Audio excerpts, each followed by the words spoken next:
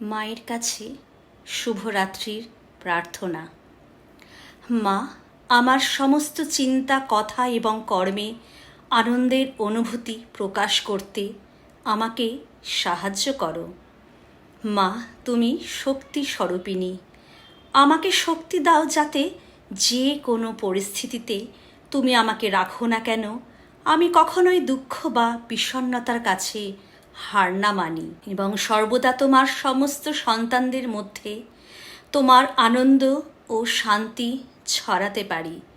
মা, আশীর্বাদ করো যে আমার জীবনের বাকি সমস্ত মুহূর্তগুলির জন্য তোমার ঐশ্বরিক সত্তার সাথে আমার সংযোগ যেন আরও ঘনিষ্ঠ হয় এবং আমার আনন্দ যেন সম্পূর্ণরূপে তোমার মধ্যে যে সমস্ত আনন্দ ও শান্তির উৎস স্থিত থাকে।